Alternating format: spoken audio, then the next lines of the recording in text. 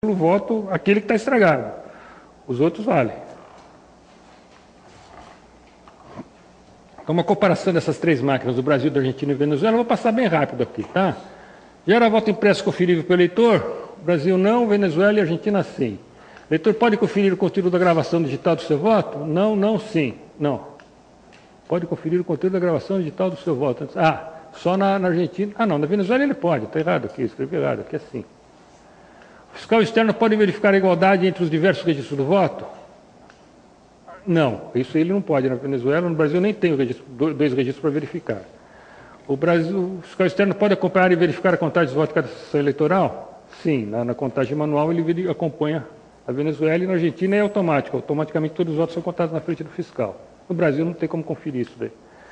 Brasil, garantia contra a violação do voto causada por erro não detectado no software. Vamos falar que o software da máquina sofreu alguma modificação, ou intencional, ou sei lá o quê, sei lá, puseram um keylogger nele que lê os teclados, as teclas digitadas no terminal do mesário, as teclas digitadas pelo eleitor e grava num canto do disco ali. E você estabelece então uma relação entre as teclas digitadas e o voto, e você consegue saber quem votou em quem. É claro que o software da UTSE não tem isso, tá? Mas se houver uma modificação do software que nós fiscais não conseguimos detectar, uma violação desse tipo, que não foi detectada no software, pode provocar uma violação sistemática do voto. Garantia contra a violação do voto causada por reordenação de arquivos de votos. Isso aqui, quem vai falar sobre isso é o professor Diego, que vai falar sobre como ele conseguiu pegar o arquivo do registro digital de votos, da urna brasileira, e reordenar e obter a sequência de votação correta. Ou seja, é um tipo de ataque que é possível nesses dois casos. Aliás, o da Venezuela é pior ainda. Na Venezuela, eles gravam o voto sem ser embaralhado, eles gravam o registro de votos em ordem de votos. Tá? Então, pior ainda. E já na urna argentina não tem isso, porque os votos não são gravados num arquivo, são gravados cada um em cada célula, a célula é jogada dentro da urna e lá está embaralhado, você não consegue desembaralhar aquilo por software. Né?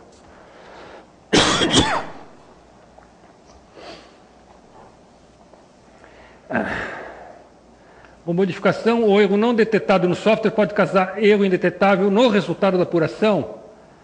Esse é o conceito de dependência do software. Na urna brasileira pode, na Venezuela e na Argentina não. Conformidade com a norma técnica, não, sim, sim. Tempo de publicação, isso aqui é importante. Ó. Tempo de publicação na internet dos resultados por sessão para fiscalização da totalização. Quer dizer, quanto tempo a autoridade eleitoral demora para publicar na internet o resultado por sessão eleitoral para que o fiscal possa saber se o que saiu da sessão eleitoral é o que chegou no totalizador, ou seja, possa conferir a transmissão de resultados. No Brasil isso é possível, só que o TSE demora 72 horas, demorou 72 horas e 72 para 2012 para publicar isso. Lá na Argentina, quando eu fui em 2011, demorou 2 horas só. Quer dizer, 2 horas depois de encerrada a votação, os dados estavam na internet para qualquer fiscal poder fiscalizar a transmissão de dados. No Brasil demorou 72 horas e esse valor está estabelecido por norma. O TSE estabeleceu em regulamentação dele que ele só publicaria 72 horas depois. Conferência da assinatura digital do software, feita em equipamento sob controle do fiscal. Aquilo que eu falei para vocês. Na máquina brasileira, você fiscal de partido, não faz a verificação da assinatura digital do software que está instalado. Você liga a máquina e ela diz que a assinatura está correta. Isso é autoverificação, não é verificação livre. Na máquina argentina, o software está gravado num CD. Read-only. A qualquer momento, mesmo durante a votação, é possível você tirar o CD da máquina, põe no laptop do fiscal, o fiscal já sabe qual software tem que estar lá gravado, e ele faz a verificação da assinatura digital daquele software gravado no CD e põe de volta na máquina. Não tem problema nenhum. Não tem como o fiscal adulterar o software durante a verificação da assinatura. No Brasil, se o TSE permitisse que eu pegasse, como sugeriu a Unicamp fez um estudo das urnas em 2002 e sugeriu que precisava de mais transparência, precisava deixar que os fiscais pegassem a memória interna da urna, chama flash interno, e dava para os partidos poderem verificar isso durante a fase de preparação das urnas. Verificar se a assinatura digital lá estava correta. O TSE não permitiu isso, por quê? Se ele me dá o flash, depois que carregou a urna, me dá o flash interno, eu, ao fazer a verificação digital, eu posso adulterar o software que está lá. Então, a memória é regravável. Já no caso da Argentina, a memória em tal software é não regravável. Soluções simples de diferença entre papel e registro digital do voto. Não, não, sim. Quer dizer, no Brasil não é nem não tem, né? Direito do eleitor refutar o voto impresso, só na Argentina é possível. Distribuição matricial, aquilo que eu te falei, né? Que você pode, numa sessão eleitoral, escolher um monte de máquina. Só na Argentina também que é possível. O eleitor pode escolher a ordem dos cargos a votar. Isso é interessante, né? Essa obrigatoriedade que nós temos aqui no Brasil de votar num cargo. E depois que você votou no cargo, você não pode votar para trás, você não pode votar e corrigir. A flexibilidade na Venezuela e na Argentina é muito maior. A adaptação para plebiscitos e outras consultas. Quer dizer, como essas duas máquinas aqui são touchscreen, você pode criar uma tecla, né? Sim, não, para responder uma pergunta, por exemplo. No Brasil, a urna não tem tecla sim e não.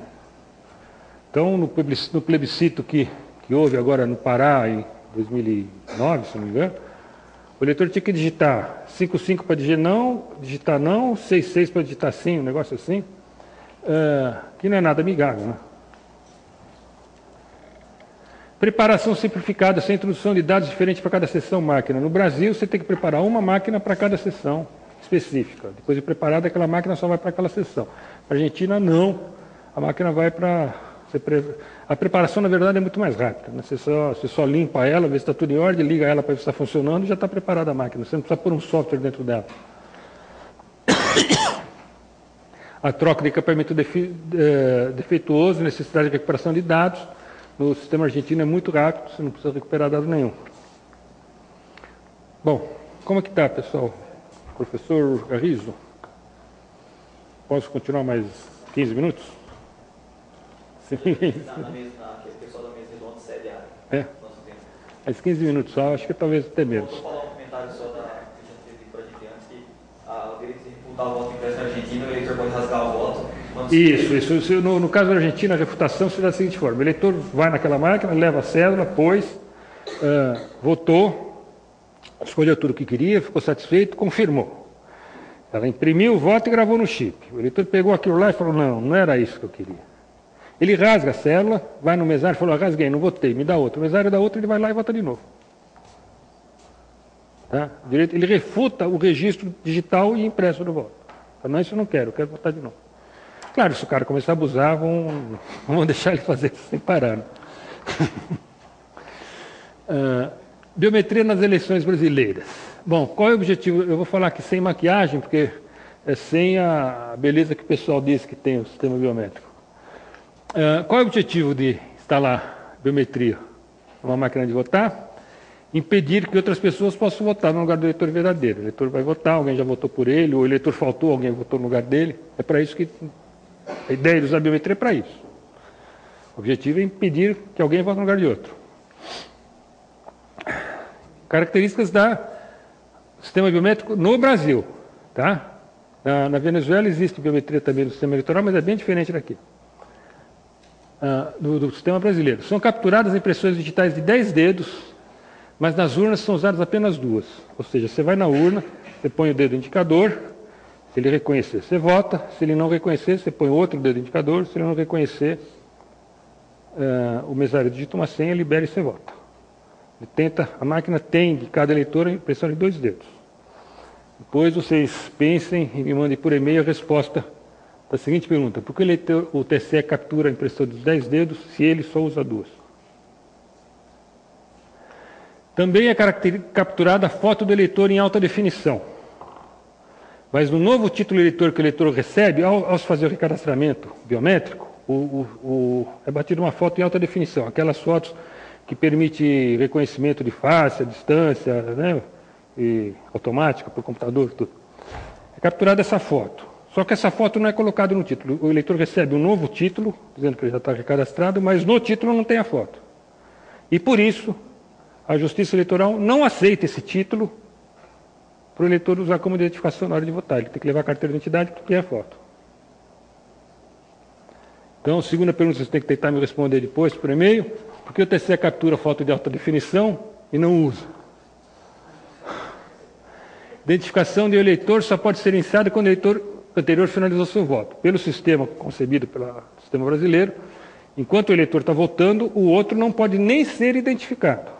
O seguinte, então, quando ele acabar de votar, faz aquele barulhinho plililim que vocês conhecem, encerrou a votação, aí começa a identificação do eleitor seguinte. O processo de identificação biométrica é lento. No primeiro teste, em 2008, eram testados 10 dedos. O TSE capturava os 10 dedos e punha os 10 dedos na urna. Aí o eleitor punha o primeiro dedo, tentava, dava errado. Tentava 3 vezes para cada dedo, errou. Tenta 3 dedos, tentava 3 dedos, 3 vezes para cada 10 dedos. E demorava 6 minutos, que eu cronometrei. Fui acompanhar a eleição lá em Santa Catarina. Demorou 6 minutos para identificar, dizer que uma eleitora não estava com a assinatura legítima. Esses 6 minutos para identificar um eleitor atrasa a fila toda, porque ninguém pode fazer nada enquanto estiver identificando aquele eleitor. E só depois que ele vai votar, só quando ele acabar de votar, é que o seguinte pode começar a ser identificado. Na Venezuela é diferente. Na Venezuela, enquanto o eleitor está votando, a máquina de identificar a biometria é separada, não é conectada na urna, ele vai se identificando em outras máquinas. Tem uma opção de máquinas fora da sessão eleitoral para ele se identificar. Ele recebe uma senha de que foi identificado e vai na sessão votar. E, segundo o TSE, isso em 2006, em 2008, 2010, a expectativa de falso negativo era 1%. O que é falso negativo? Quando o eleitor é legítimo, é verdadeiro, é ele mesmo, ele põe o dedo lá e o sistema não permite ele votar. Diz que ele não é eleitor, não reconhece a impressão digital. Nesse caso do falso negativo, você não pode impedir que o eleitor vote, deixe de votar. Fala, não, você não pode votar porque o meu sistema não funcionou. Tem que ser reconhecido se ele é o eleitor legítimo ou não. Se for, tem que ser permitido que ele vote. Aí o mesário digita uma senha que é igual para todos os mesários do Brasil, digita aquela senha e a máquina abre e o eleitor vai votar. E o esperado para esse caso era de 3%. O que aconteceu em 2010, que foi o ano que eu estudei, 2012 eu não estudei. Os objetivos não foram atingidos. Grandes filas de votação com atraso de até 5 horas. Aquela demora para fazer a identificação biométrica era muito grande. Em 2010 eram 4 impressões digitais que eram testadas antes de rejeitar. A taxa de falso negativo médio em todo o Brasil, de todas as urnas que usaram biometria em 2010, foi de 7%, 7 vezes maior que a esperada, que era 1%. E teve casos de picos com mais de 60%. Eu vou mostrar para vocês uma urna que teve 64%. 64% dos eleitores não foram reconhecidos biometricamente e votaram com liberação do voto pelo mesário. Um detalhe muito importante que passa despercebido. Não foi realizado o batimento do cadastro dos eleitores, verificação de duplicidades, devido ao alto custo. A firma que vendeu o sistema para o TSE fazer o cadastro biométrico cobrou $3 por eleitor para fazer o batimento, a verificação se no cadastro biométrico não havia duplicidade, ou seja, um mesmo eleitor se registrou num cartório e em outro. Então, essa verificação de duplicidade simplesmente não é feita. Eles fazem a verificação de duplicidade, que eles chamam de batimento, da foto, do título, pelo nome, pelo nome da mãe, para ver se não tem a mesma pessoa registrada em 2 lugares. Mas a verificação da impressão digital não é feita. Se vocês forem fazer uma conta, seriam 140 milhões de eleitores, 10 impressões digitais, 1 bilhão e 400 milhões de impressões digitais. Cada vez que um novo eleitor vai se cadastrar biometricamente nesse sistemão, que é um sistema enorme, é o maior do mundo, o sistema dele vai verificar em 1 milhão e 400 mil, 1 milhão não, agora eu confundi, são 130 milhões de eleitores, 1 bilhão 400 milhões de eleitores, impressões digitais, verificar se não tem duplicidade. Então, quando você se cadastra biometricamente no TSE, ele não verifica se você já está cadastrado com aquela impressão digital em outro lugar. Em resumo, continua tendo eleitor fantasma, continua tendo fraude no mesário. Fraude no mesário o que é? Acabou a eleição, está no final da eleição, o fiscal já foi embora e está cansado. O fiscal faz um conluio entre eles, mesmo que eles sejam fiscais que apoiam candidatos diferentes, eles falam, olha, eu libero um voto, você põe para o teu candidato. Você vem aqui, libera um, eu ponho para o meu candidato. Os outros candidatos que se lixem. Eu fiz uma análise em 2010, em 3 estados, com o boletim de urna e o arquivo de log das urnas. Eu fiz em Alagoas, Maranhão e Piauí. E verifiquei que existiam muitas urnas, não a maioria, a minoria. A maioria tinha um comportamento normal. Começava a ter muito voto no começo do dia, ia diminuindo, no final do dia tinha poucos votos. Mas tinha lá uns 5% das urnas, chegava no final do dia, 4h30, 5 horas, começava a subir a frequência de voto. Votos muito rápidos, votos assim em 30, 40 segundos, quando normalmente a média é 1 minuto e meio. Tá? Nós chegamos a detectar uma vez um voto em 10 segundos. O cara foi identificado biometricamente e votou em 10 segundos. Né? Então, essas questões de voto rápido que a gente detecta pela análise do arquivo de log e pela análise do boletim de urna, a gente acaba encontrando indícios graves, assim, evidentes de fraude no mesário. O mesário lá estava engordando a urna lá com o voto. Olhe, por exemplo, esse caso aqui na cidade de Marimbondo, que de 223 eleitores que compareceram, 145 foram identificados, foram liberados por senha do mesário, ou seja, a máquina não reconheceu, o mesário liberou. Esse outro caso aqui na cidade de Igaci, de 281 que compareceram, 128 foram habilitados por código e nesse caso específico a urna ficou aberta até as 10 horas e 14 minutos da noite. O mesário pondo voto na urna. Tá? Porque não tinha fiscal, o mesário estava tudo combinado. E são sinais evidentes. Se houve fraude mesmo, você teria que fazer um monte de perícia, teria que pegar a folha de votação e verificar se a assinatura é sempre da mesma pessoa. Enfim, teria que fazer um monte de trabalho, que isso escapava ao meu escopo, eu não tinha esse poder. Eu apenas mostrei estatisticamente, nesses estudos, que a biometria não garante que não se possa pôr voto no lugar do eleitor ausente. São esses 6 exemplos que eu peguei mais cabeludos. Essa urna aqui teve 65% de falso negativo, 60, 47, 40, 34, 27. E aqui o horário de fechamento, 17h42, 19h59, 22h14, 17h42, 18h. Você vê que elas todas espicham o horário e começa a aparecer muito de voto no final do período, apesar de serem urnas biométricas. Bom, agora para encerrar, falar do último item, que é a situação atual, política e institucional da questão do voto impresso ou do urnas de segunda geração, terceira geração aqui no Brasil. Em 2009, outubro de 2009, graças a uma atuação do nosso grupo, inclusive aqui eu estou contando do Oswaldo Manés, que está aqui presente, que conseguiu estabelecer nosso contato com alguns deputados do PDT, nós conseguimos aprovar uma lei que obrigava para 2014, olha aqui é o artigo 5º da Lei 12.034, que começa assim: fica criado a partir das eleições de 2014, inclusive, o voto impresso conferido pelo eleitor garantido o total sigilo do voto. Depois vem o resto da lei. Isso aí é passando a urna eletrônica brasileira da primeira para a segunda geração.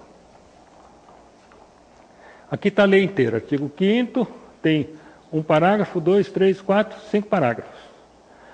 O parágrafo 2º tem uma redação que ficou um pouco ambígua, que só é esclarecida a ambiguidade se você ler o parágrafo 5 também. Se você ler só o 2º, fica confuso.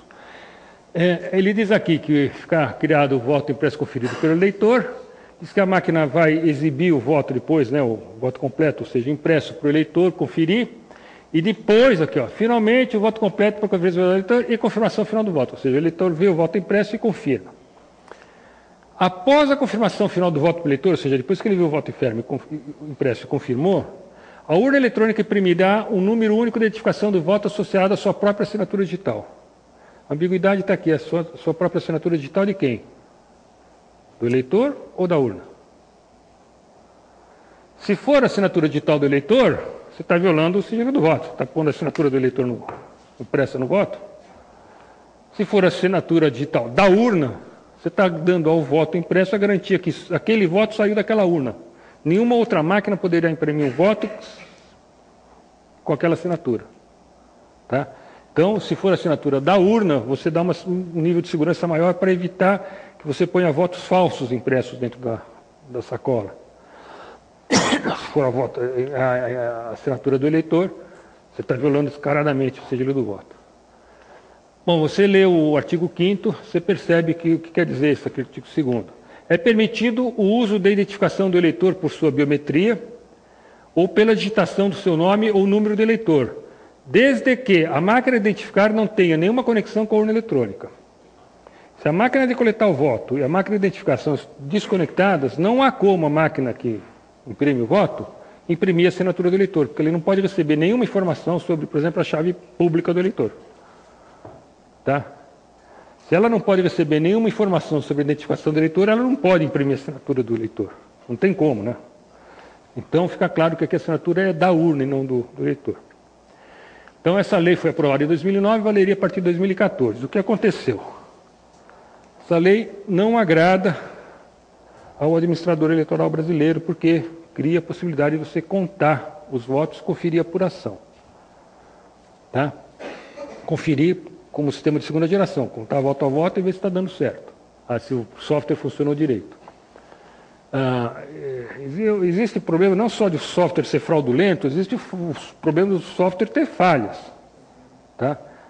Em 2006 eu fiz uma auditoria em Alagoas, nós encontramos, nem fui eu que fiz, eu fiz o primeiro estudo que foi, eu encontrei 2,5% das urnas com arquivo de logs, sinal de falha.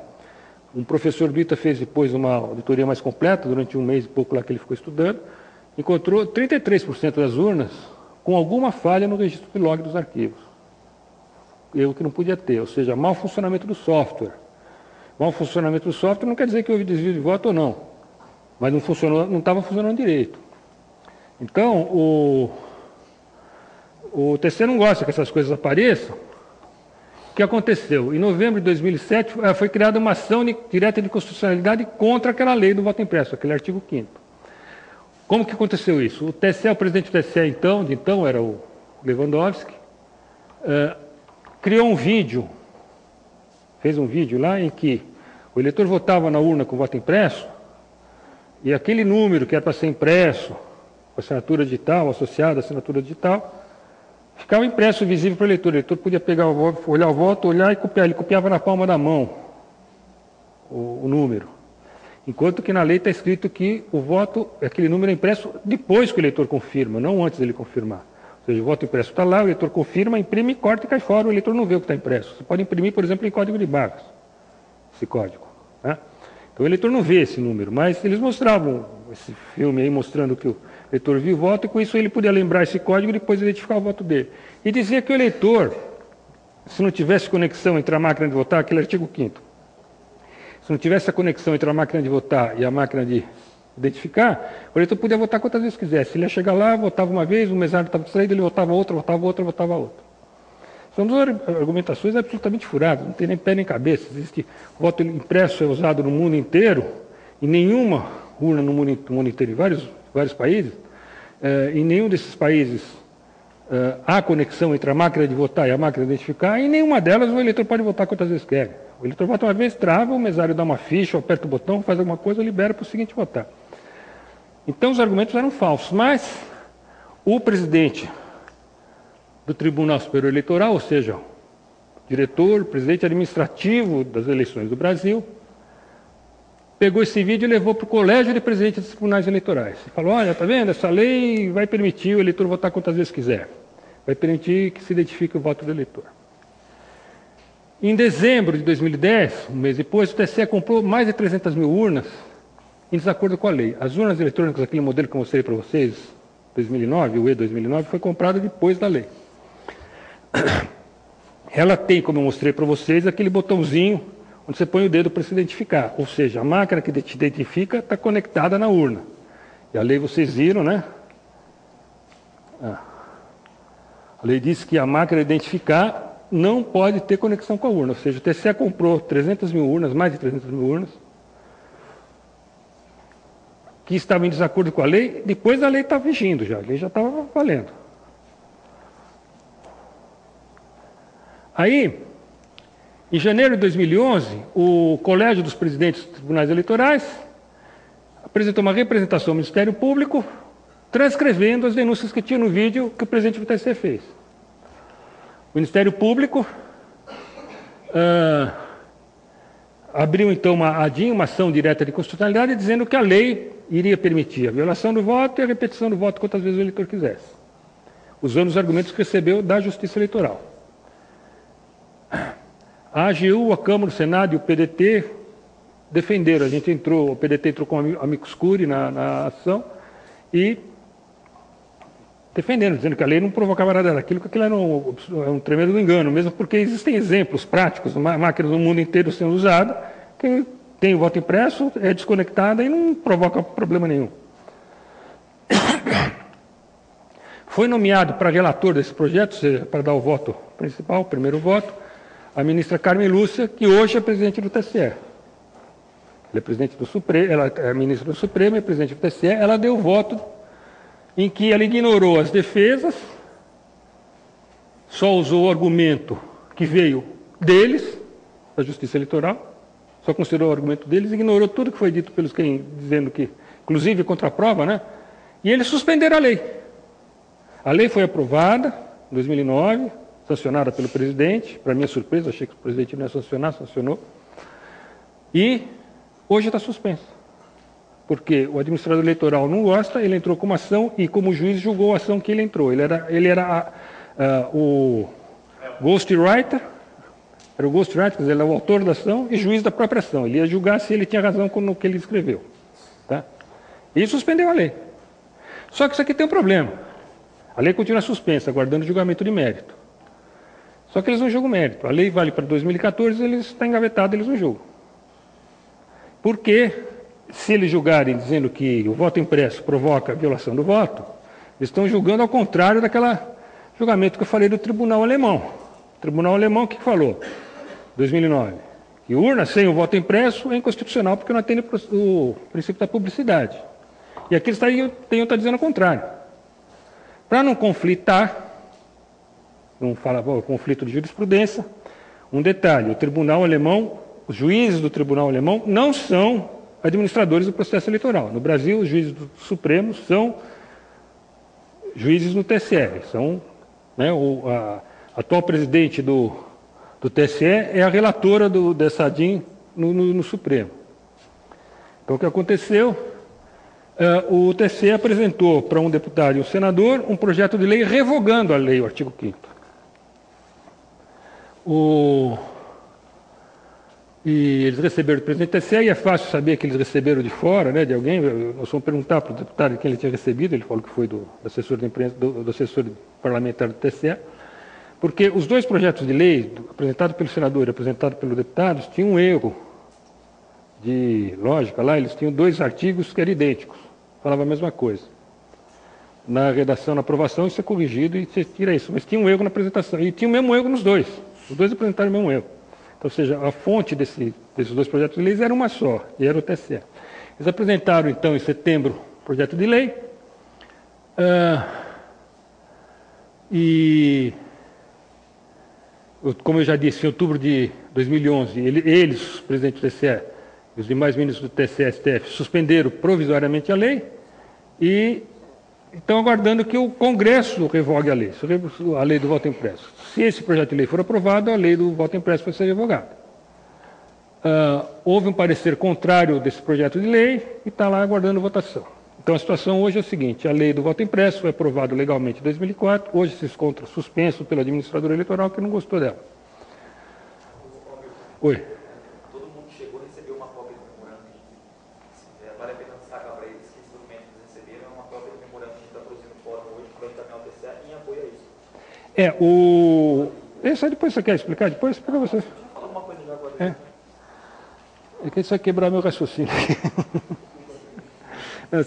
Está sendo projetado aqui fazer um manifesto deste congresso, deste fórum, para ser entregue à ministra Carmen Lúcia, presidente do TSE, e ao